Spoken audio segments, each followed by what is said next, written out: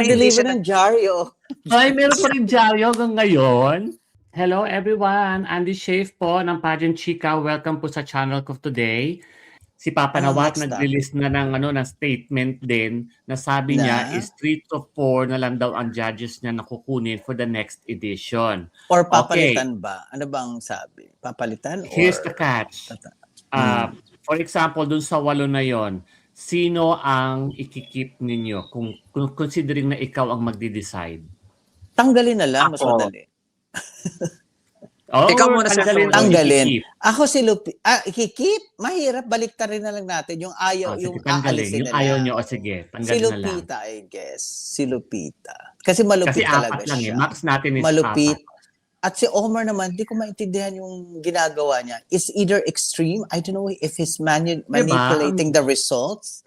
Kaya nga sa Miss Universe, the highest and the lowest score are taken out. So we can have an average. Yun ang nangyayari. So dito wala talaga.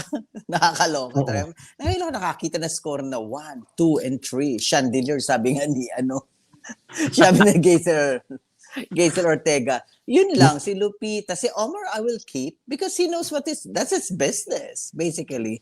I don't like his scoring sometimes. Pero, hindi, nagbibigay rin siya ng 10K. Kung talagang maganda ka, worth it ka, bibigyan ka talaga ng mataas na score ni Ni yun Omar. na. May favoritism. Hindi. Of course, judges have favoritism. Even us, di ba?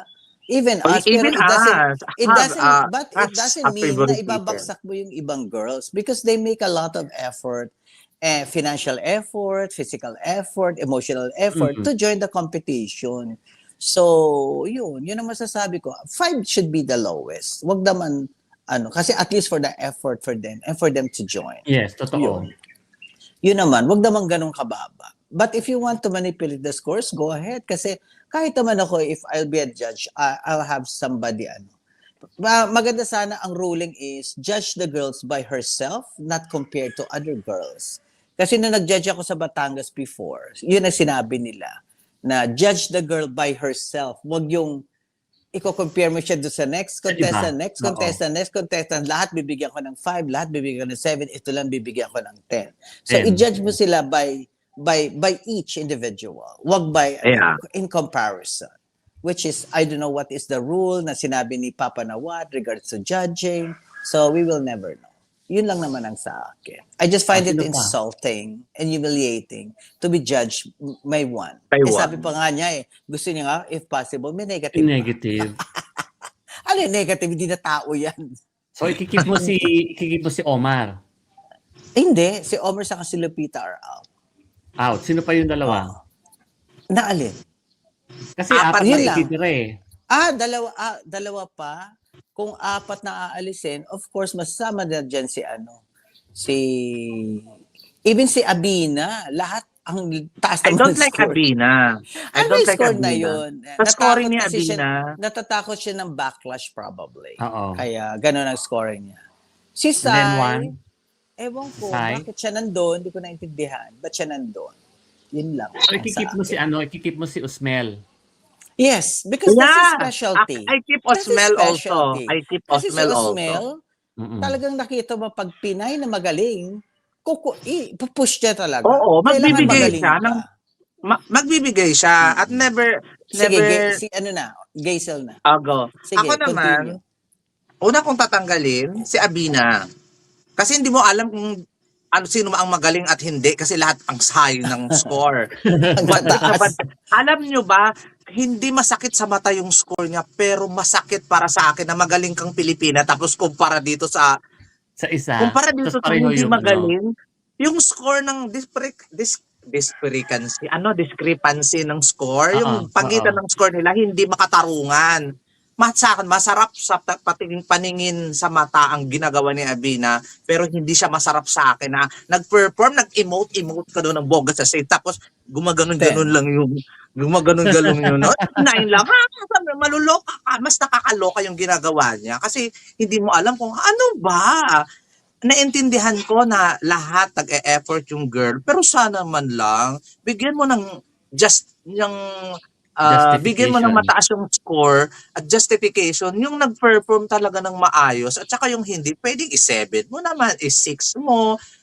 Kasi my gosh, siya talaga yung pinaka-hate ko na to be honest. Kung At bukod mag-judge. doon, national director pa siya ng Ghana. Wala siyang Oh, karapatan Ghana. kasi may conflict of Bakit interest siya or nandun? whatsoever. Bakit Lupita siya Jones, nandun? isa sa mga gusto kong tanggalin dahil ND siya. Not to the point na dahil siguro sa score na ayaw niya sa mga Pinoy or ayaw niya sa racist siya or whatsoever. Pero siya, isa pa rin siya sa tatanggalin ko. I think si Sai, even though na maganda yung kanyang background, hindi talaga siya marunong tumingin ng beauty queen. Kung sino lang yung bet niya, yun yung bet niya. Nakikita mo, nagbibigay din siya ng 3, ng 4, ng lalong-lalo na sa magaling.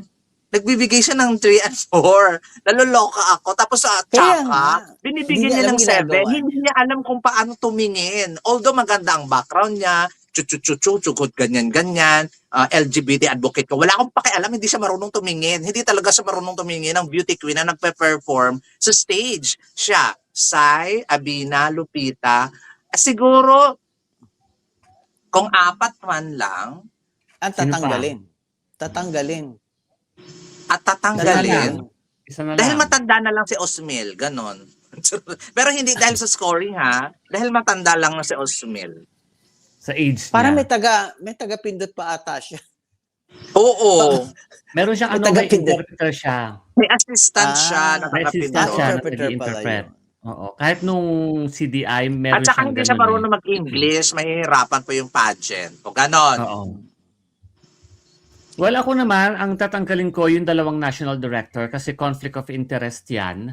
Yan ang unang-unang ko. Conflict interest, no matter how good you judge, kung ikaw Or ay no isa matter kang how national good is the director, contestant. yes, and or no matter whatever yung contestant mo na hinahawakan mo, very conflict of interest yan. Number 1 yan. So yung 2 ND, siya-syonggalin ko yon. Si Sai at saka si Omar. Si Omar. Kasi si Omar masyadong extreme masyadong Pero nakakawala, Sir Andy, pwede mo siyang nakaka-degrade pwede mo siyang pagsabihan na next, magbigay ka ng lang talaga ng score. Siguro ibibigay naman niya ang the Right. least 5. Pero pwede kasi siyang hilutin na pagsabihan na wag bumigay ng 1 eh. ng below Unlike sa ng iba 5, talaga na yeah. pag dumisisyon sila na may alam ka ba talaga sa pag-score? Oo.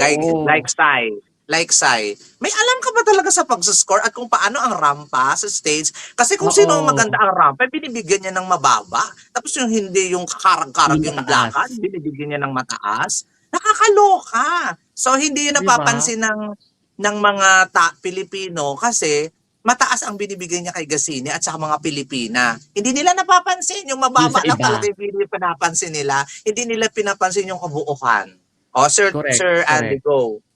So, iyon ang gagawin ko. I mean, kasi hindi naman natin pwedeng hayaan na lang na kasi it's very humiliating tsaka disrespectful yung bibigyan mo ng 1. Hindi mo man lang binigyan ng konting pasintabi yung effort at preparation ng girl, di ba? Kung ayaw mo, maybe siguro i-cap na lang natin ng 5 or 5.5, something like that. And hopefully next time yung scoring system na igagawa ni Papa Nawat for the next edition would be may rule on scoring na tipong halimbawa ang pinaka-lowest is 5 lang at ang pinakamataas is 9.9. Parang tipong gano'n. Kung gusto niyo mag-10, go ahead, mag-10 kayo. Pero kasi para at least kahit paano maiwasan natin yung emotional damage na makikreate dun sa girl na hindi natin alam na baka behind that magkaroon ng mental effect sa kanila. And alam naman natin ang mental issue ngayon is very, very rampant. And may effect din yan. And di ba in the past meron nang nag-commit ng suicide dahil lang sa sinabi na hindi siya maganda or something like that. So we wanted to avoid that para at least ma-prevent natin yung mga ganong incident. So yun ang aking mga susyonggalin or tatanggalin, yung 2 national director, si Omar at saka si Sai. So yun, ikikip ko si Jojo Bragais, si Papa Usmel, Isabela Minen, Natalie Isabel Mendez, Gliglova. at si Natalie Glebova. So yun. To be diba? fair naman, ang galing nilang mag-judge, lalo na si Isabella. Oo. I like her. Pag ayaw ni Isabella, bibigyan kanya ng 7. Mm-mm. Pero hindi nag-deliver siya ng Jaryo. Ay, meron pa rin Jaryo hanggang ngayon. Yes, meron pa Philippine rin. Star. Ay, ang ganda. For Oh, father. Alam mo naman si father. Oo. Tapos ano Diba? pa ba? May sasabihin sana ako, nakalimutan Go. ko. MIQPH did that.